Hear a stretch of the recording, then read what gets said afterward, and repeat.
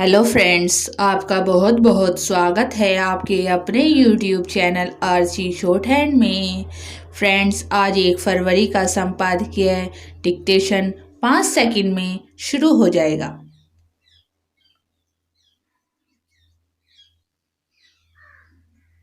Ready, start.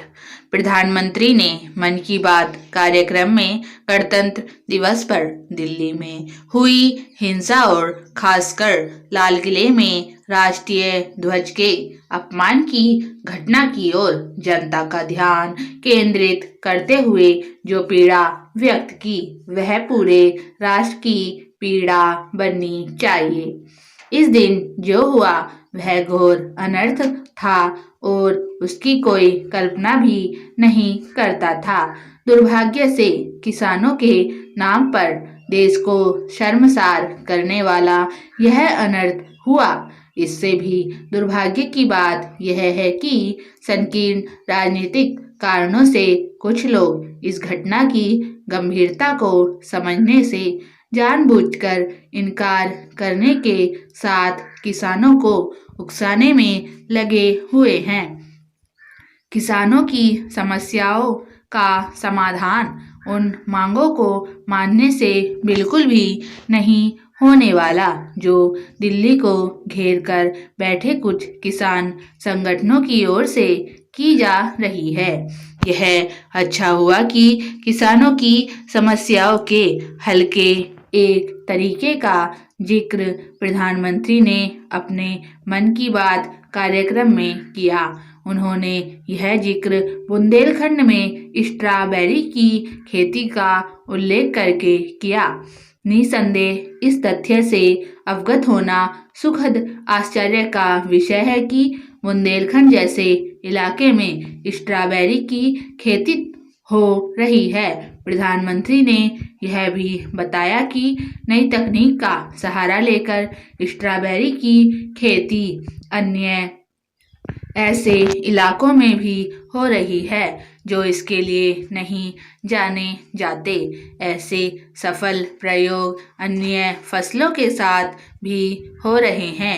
उदाहरण स्वरूप उत्तराखंड के पहाड़ों में एक पूर्व फौजी सेब उगाने में सफल रहा है। खेती में नवाचार के सफल प्रयोगों पर गौर करते हुए किसानों को यह समझना होगा कि परंपरागत फसल उगाने और उनके लिए एमएसपी की मांग करने से बात नहीं बनने वाली। इसका कोई औचित्य नहीं कि जिन गेहूं और चावल से सरकारी गोदाम भरे पड़े हैं उनकी ही खेती पर जोर दिया जाए। कोई भी सरकार हो वह एक सीमा तक ही गेहूं चावल आदि खरीद सकती है।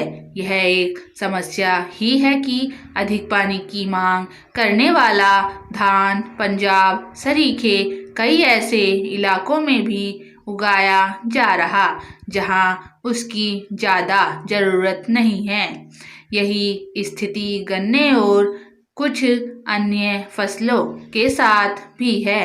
क्या यह अजीब नहीं कि पर्याप्त से अधिक मात्रा में गेहूं और धान की खेती तो की जा रही है लेकिन दलहन और तिलहन की खेती पर कम ध्यान दिया जा रहा है। यही कारण है कि उनका आयात करना पड़ता है। यह सही समय है कि हमारे किसान परंपरागत फसलें उगाने के बजाय नकदी और अन्य फसलों की खेती करें जिनकी कहीं ज़्यादा मांग है और जिनके दाम भी अधिक मिलते हैं। स्टॉप।